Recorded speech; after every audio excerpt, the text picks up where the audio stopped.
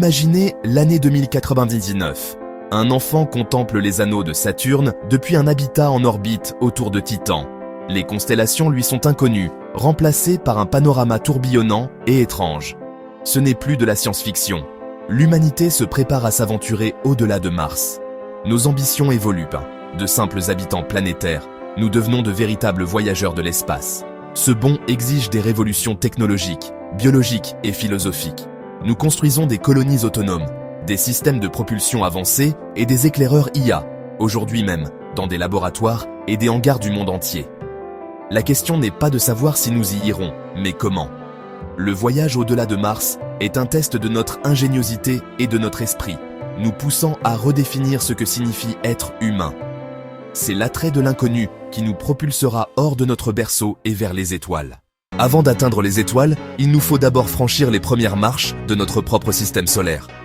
Nous devons maîtriser notre propre arrière-cour cosmique, apprendre à vivre et à travailler au-delà de la Terre, là où chaque ressource compte. La Lune et Mars deviennent nos terrains d'entraînement, des camps de base pour l'Everest de l'espace, où chaque mission nous rapproche de l'inconnu. Sur la Lune, nous construirons des habitats à partir de matériaux locaux, testant de nouvelles technologies pour bâtir des refuges durables dans un environnement hostile. Nous extrairons de l'eau de la glace cachée dans les cratères, une ressource vitale pour boire, respirer et produire du carburant. Nous apprendrons à survivre hors de la Terre, en cultivant des plantes et en recyclant l'air et l'eau, pour rendre la vie possible loin de notre planète natale. Mars est le défi suivant, une planète au ciel poussiéreux, à l'air raréfié et au froid rigoureux, où chaque pas est un exploit. Ici, les astronautes devront affronter des mois loin de chez eux, isolés mais unis par la quête de découverte.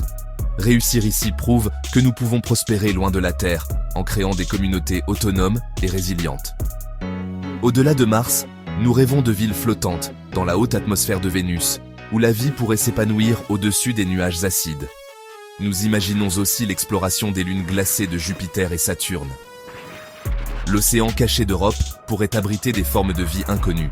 La surface riche en matière organique de Titan, avec ses lacs de méthane, est une cible alléchante pour la recherche et l'innovation. Chaque destination est un tremplin, nous apprenant à nous adapter, à innover et à survivre dans des mondes radicalement différents du nôtre. Ces mondes ne sont pas seulement des lieux à visiter, ce sont des laboratoires vivants pour l'avenir de l'humanité, où chaque expérience façonne notre destin. Notre voyage vers l'extérieur commence par ces premiers pas cruciaux, ouvrant la voie à une ère nouvelle d'exploration et de possibilités infinies. La plus grande barrière au système solaire externe est la vitesse. Les distances sont si vastes que même nos fusées les plus rapides mettent des années à atteindre les planètes lointaines. Pour explorer ces mondes, il nous faut des moteurs bien plus puissants et efficaces. La propulsion nucléaire thermique pourrait réduire de moitié les temps de trajet. Les fusées à fusion pourraient un jour atteindre une fraction de la vitesse de la lumière. Ces technologies promettent de transformer des voyages de décennies en missions de quelques années, voire de quelques mois. Les voiles solaires, poussées par la lumière du soleil ou des lasers, offrent des voyages sans carburant sur de vastes distances. Elles pourraient permettre à de petites sondes d'atteindre les confins du système solaire, voire de s'aventurer vers d'autres étoiles. La Light Sail de la Planetary Society a déjà prouvé le concept. Ce petit vaisseau expérimental a démontré qu'il est possible de naviguer dans l'espace uniquement grâce à la pression de la lumière. La propulsion par énergie dirigée et même des moteurs théoriques, comme le statoréacteur de Bussard, laissent entrevoir des possibilités interstellaires. Ces concepts, bien qu'encore expérimentaux, ouvrent la voie à des voyages bien au-delà de notre système solaire. Ces technologies sont en cours de développement, promettant de rétrécir le système solaire et de rendre les mondes lointains accessibles.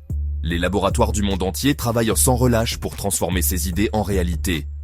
Le passage des fusées chimiques à la propulsion avancée est un changement de civilisation. C'est une révolution comparable à l'invention de l'avion ou du train à vapeur, qui redéfinit notre rapport à la distance et au temps. Les moteurs de demain transformeront le cosmos en notre arrière-cour.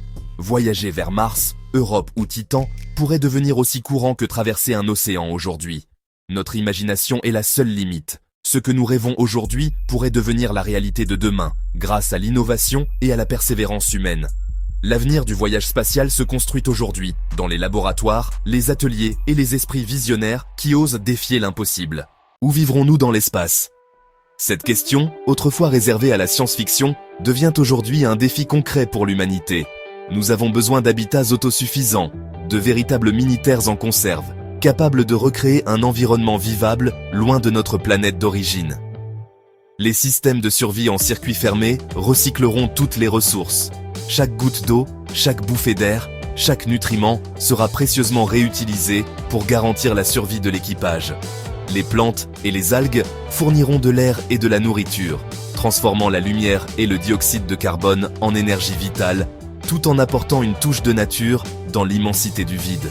Sur les planètes, nous utiliserons des matériaux locaux pour imprimer en 3D des abris. La poussière martienne ou lunaire deviendra la brique de nos futures maisons extraterrestres. Dans l'espace, des modules gonflables s'étendront pour former des maisons spacieuses, adaptables et faciles à transporter, offrant un confort inédit loin de la Terre. La gravité artificielle, créée par des habitats en rotation, protégera notre santé, préservant nos muscles et nos os des effets du microgravité sur le long terme. Ces structures doivent également nourrir l'esprit humain. Jardins, loisirs, espaces de détente et réalité virtuelle combattront l'isolement et le mal du pays. Des liaisons à large bande nous maintiendront connectés à la Terre, permettant de partager nos expériences et de garder le lien avec nos proches. Construire un véritable foyer dans l'espace relève autant de la psychologie que de l'ingénierie. Il faudra créer des espaces chaleureux, propices à la vie en communauté. Nous n'envoyons pas seulement des machines, nous envoyons des personnes avec tous leurs espoirs, leurs souvenirs et leurs besoins émotionnels. Le défi est immense, mais notre détermination l'est tout autant. Ensemble, nous repousserons les frontières du possible. Les premières colonies spatiales redéfiniront ce que signifie appartenir, inventant de nouvelles façons de vivre, de rêver et de s'unir dans l'infini du cosmos. Le système solaire externe est un royaume de géants. Jupiter, Saturne, Uranus, Neptune. Des missions robotiques, comme Voyager Juno et Cassini, ont exploré ces mondes, révélant leurs mystères. La prochaine frontière, leur lune. Europe et Encelade pourraient abriter des océans et de la vie. Titan est un monde de lacs de méthane. Les missions Europa Clipper et Dragonfly de la NASA exploreront ces environnements extraterrestres. Les missions humaines nécessiteront une propulsion avancée, un support de vie et un blindage anti-radiation. Des bases sur des lunes comme Callisto ou Titan pourraient servir d'avant-poste pour de futures explorations. Ces missions marquent notre passage au statut de civilisation voyageant dans le système solaire. Les géantes gazeuses ne sont pas la fin. Elles sont la porte d'entrée vers les étoiles. À mesure que nous nous étendons dans l'espace, des questions juridiques et éthiques se posent. Le traité de l'espace extra-atmosphérique déclare l'espace-province de toute l'humanité. Mais l'extraction privée de ressources est une zone grise juridique. Certaines nations accordent la propriété des ressources extraites. D'autres mettent en garde contre une appropriation cosmique. Nous devons créer des règles internationales équitables pour les ressources spatiales. La protection planétaire est vitale. Éviter la contamination d'autres mondes et protéger la Terre des microbes extraterrestres.